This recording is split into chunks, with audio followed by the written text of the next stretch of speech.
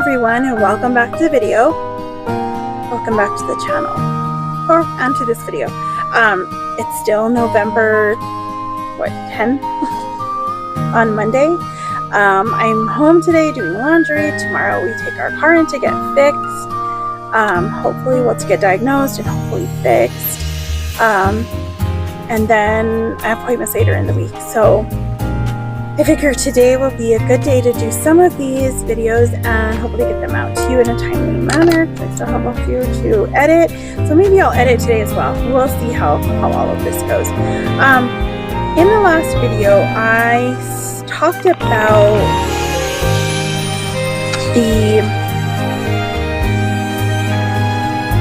weight loss, identity crisis, and why this phase is so hard. So I'm going to share a little bit more about that. And maybe if I have time, if it doesn't get too long, I will talk about the next chapter in Codependency No More, or Codependent No More, called Detachment. That one took me a good minute to read.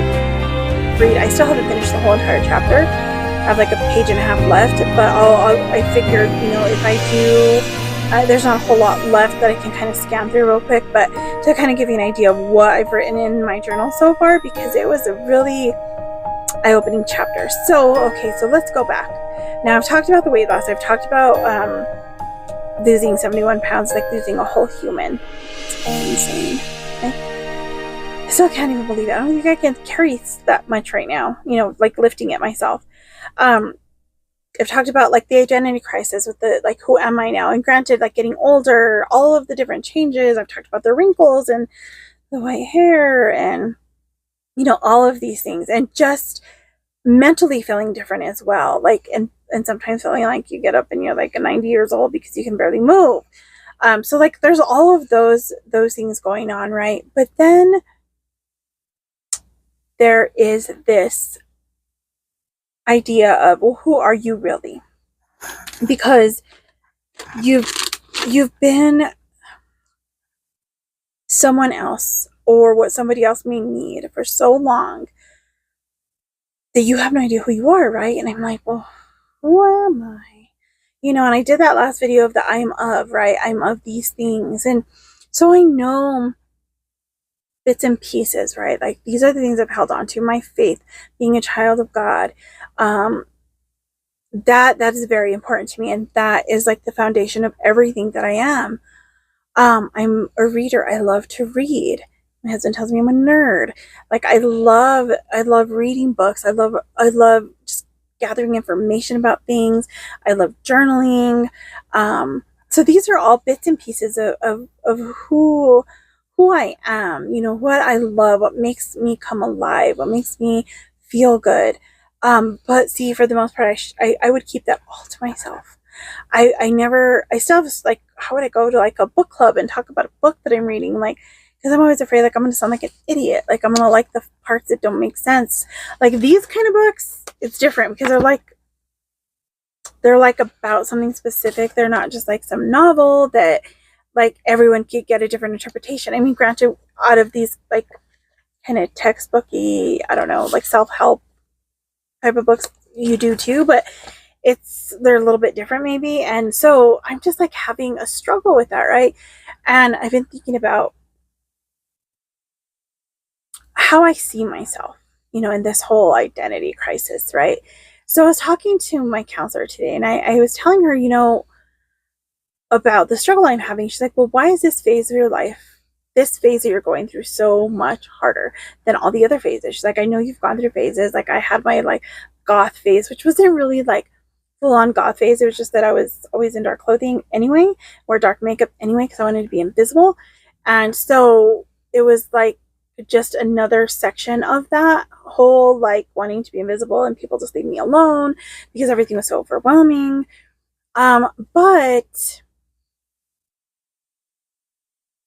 when I started gaining weight back in I was probably 13, 14, and just a little bit here and there, just a little bit more, and all for health, because of health issues that I didn't know then that I had. Not specifically, I knew stuff was going on, but we didn't know what. So when that started happening, I was telling her how, like, now I've been wearing hoodies and sweats and so comfortable and I love it. And I hated it before for all sorts of reasons because I thought I just look frumpy, and then I'm overweight and they're just gonna say, oh, look at that fat girl in those big clothes. She just can't fit into normal clothing. And like it it was all of that, right, in one. And I remember looking back, I had this outfit, this purple sweatshirt and purple sweats. And I bought the sweatshirt. I was thinking, I bought that so much bigger than it needed to be. The sweats fit me because I didn't want them to fall off, right? But I thought back then I was probably, I don't know, maybe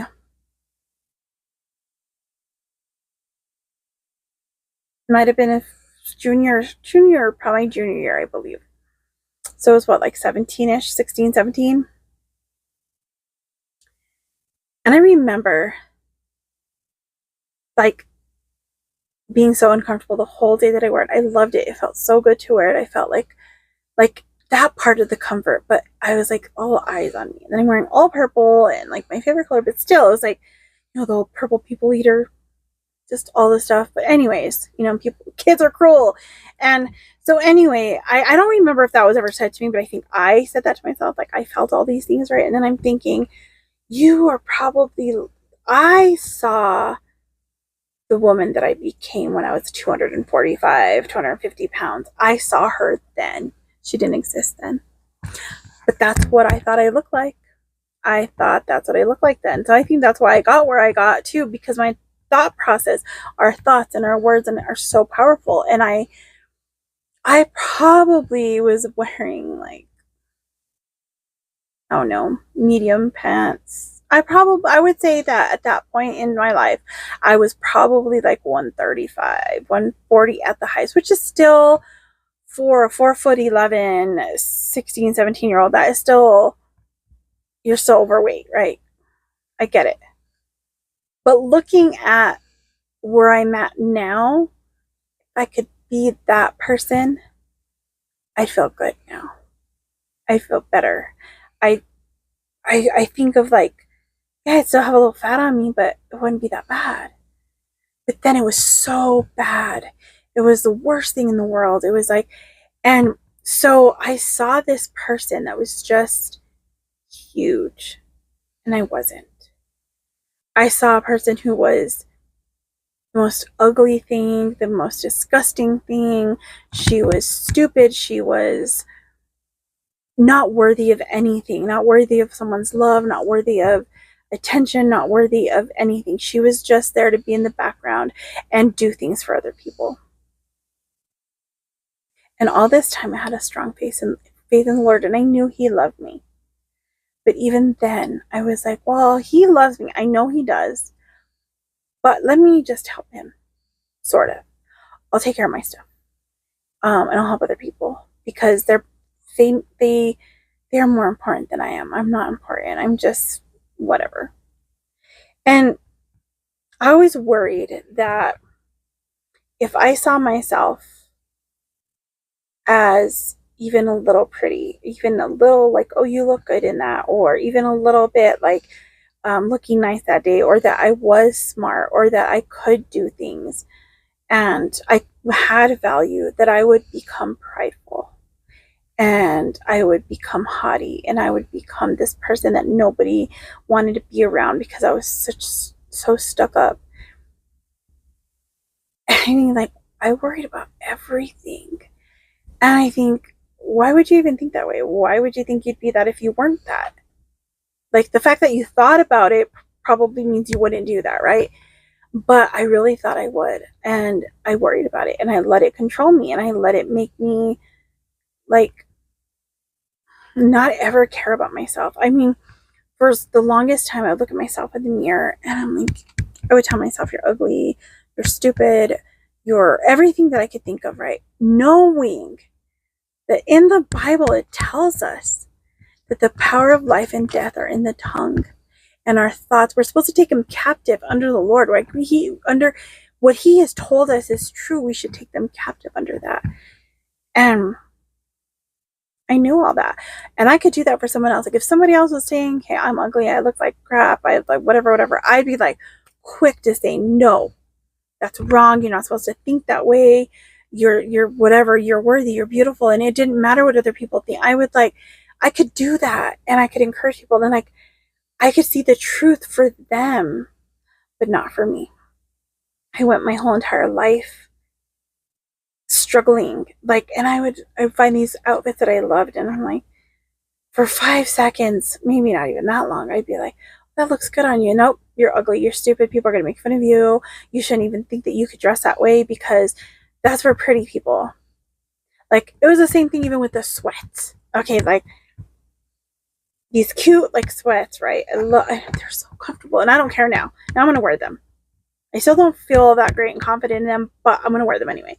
So one of the first ones I think that I bought that was like the matching one was a brown hoodie and the sweats from Sam's Club. And I love that thing. But I still felt like I was an imposter. I can't be dressing like this. Look at you. Like you look like you just like you're not trying hard enough. You don't look good enough. I'm like, but I kept trying to, I was fighting with myself, right? And I was thinking, like, the only people that look good in these outfits are those pretty girls, the ones that everyone likes. And it's like, I kept still stuck in that teenage mindset, that I'm never going to be good enough. I'm like, well, technically, really, we're not enough on our own. We're not enough without God. Like He's the one that makes us enough and makes us all this stuff. But there's things inside us that that's who we are. He made us this way. He made you smart. He made you with this. He made you whatever. Why is it not okay for me to be like, well, I'm good in this? That does look good on me. Like I was at Barnes and Noble the other day. I wore that outfit, and this lady, she complimented me on it. She really liked that. She goes, I love that color. It looks so good on you. Like it works for you. She says, I don't know. She's like, it just looks great on you. And I'm like telling myself, I'm head, you better shut up and don't say something negative. You better just say thank you and like be nice. Like I have to still fight with myself about this. And it's like, I don't want all these grand compliments and everything. It's not that. It's that I need to learn that it's okay. If you love something, it's okay. I can wear that outfit and I can be okay. And I don't need to feel like I'm not supposed to. Like I've talked about before, I thought when you're like, I'm overweight, I'm fat and whatever, I need to wear certain clothes that makes sure, and like everyone will know while she's trying because she's wearing, like a dressy outfit. So she's at least trying. She's not lazy. She's not, because, it's that whole mindset. And it's not to say that these things don't come from somewhere. Like, there's truth in a lot of things, but I know who I am. And I still let the lies from Satan cloud my judgment, right? So this phase is hard because when I first started gaining a little bit of weight, I already saw this girl at 250 pounds. That's what I looked like. I was huge and ugly and disgusting and whatever, right? So I think that's part of what led me to becoming that person, because I was trying so hard to avoid everything. I didn't want to see me. If I just took care of everyone else, I didn't have to take care of myself. I didn't have to deal with what was inside me. I didn't have to do it because I didn't know how. Because I didn't know what to call it. I didn't know what was wrong with me. I didn't know why things were wrong with me. I didn't know how to deal with the trauma. I didn't know how to say, I'm feeling this way and this is bothering me. I didn't know how to do any of that. So I just let it build and build and build and build and build. And here I sat, just struggling and wondering, like, how do I deal with this? Where do I go? And so I just decided, ignore yourself completely. Just do the things that make you look presentable or whatever. Like you're dressed up, you've got makeup on, you've got whatever, the whole thing to like, almost like, you know, when you're trying to cover up something. So like, let's say you're in an abusive relationship, right? And you get punched by your significant other, or, just get into a fight, even like somewhere, right? You got a black eye, you got a bruise, so you're covering it with makeup, right? I was doing the same thing. All right, sorry. My husband came in. So, as I was saying, what was I saying? Oh, that I was doing the same thing. I was covering up all of those things that were inside me, all of the fear, all of the what I was seeing, the ugliness, the whatever that wasn't even there, but I was covering it up with the makeup, with the nicer clothes, or like the dressier clothes, or the big book bags that I carry with me all the time, the oversized jackets, oversized sweaters, oversized everything. I was trying to cover everything up instead of dealing with it, instead of looking at myself in the mirror and telling myself the things I really needed to hear, the truth of the matter, the truth that, okay, you are not ugly, you are not stupid, you are not disgusting, you are not all of these things that you think you are, but you can change some of these things, right? Like, you are capable of making better decisions for yourself. You are capable of taking care of yourself. You are capable of making those changes that make you feel better. Like, and then you can sit there and say, look, you look good. You look pretty today. You can sit there and look, well, you're not, you're seeing things differently. Like, what started this whole thing this morning, I was in the bathroom, I was washing my face, brushing my teeth and everything. And I looked at myself and I was like, maybe there is some pretty in you. Not that ugly. You're not, those are the thoughts. It still didn't say you're pretty. It didn't go that far. But I'm beginning to see things a little bit differently. I'm beginning to see the things that other people who love me have told me, who I was just thinking, like, they're insane. And like, I've heard this, even from my husband. Oh, so you think I just have bad taste or something? You think that I'm just blind? You think? And it's like, I'm not trying to make other people feel bad for what they say and what they see. It's that I just can't see past this, whatever it is, whatever this lie that Satan has told me, this lie that has come through other people, this lie that came from trauma, came from whatever. I'm just like, I'm still stuck, and I'm getting out, and it was exciting to have that moment of like a little bit of clarity there, like to be able to start talking to myself better and using that power of life and death the right way. So I could tell myself that all the good things and the truth, and speak life into myself and to other people, and speak death to those lies that Satan likes to put in there. Because, it's one thing to tell the truth, right? It's one thing to say, hey, like at that, even right now, but at that 250 pounds, I was unhealthy. I was causing so much damage to my body. Now, granted, like I said, there was a lot of health issues that I had that was causing a lot of this weight gain, but there was a lot of me ignoring myself and just going about my business and eating wrong foods and doing things that I could have taken care of, and I just didn't. It would have been better to hear the truth, even from myself, from whatever, you're unhealthy, you need to make changes. But also hearing you can make changes. Because in my mind, I knew all of that. I knew I wasn't healthy. I knew there was something was wrong. I knew that I knew that I needed to lose weight. I knew that I needed to start taking care of myself so I could feel better, so that I would have a better life, be able to enjoy more things. But I didn't know how, because all I was kept telling myself is, you're stupid, you're not capable, you're not worthy of trying, you're not worthy of taking that time for yourself. And so now I'm trying to reverse that. I'm trying to flip the script and have a change of mindset and learn that, yes, I can make changes. It's going to take a lot of time. It's not going to happen overnight. Like, I didn't get where I was overnight, and I'm not going to get back or I'm not going to get to where I need to be or where I want to be or where is healing for me or is health. All this is going to take time. But I have the time now. Like, that was one thing that I didn't realize. I was still like trying to hurry and trying to like get everything else done and worry about everything because, well, I don't have time for this. I don't have time for me. I don't have time. I do have time. That's one blessing that I can, thank God for, that I was awarded my disability. So I have this money coming in. I need to use it wisely.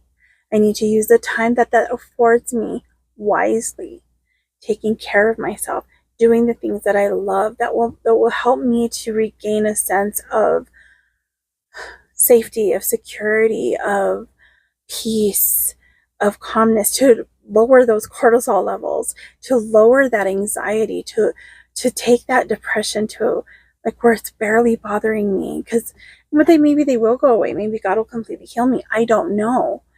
But I do know that we live in a broken world. We're all going to deal with something. And I want to learn how to love myself through it and be okay with, I'm at 174 now. I want to love myself right now in this body, in this phase of my life, in this time, in this season of my life.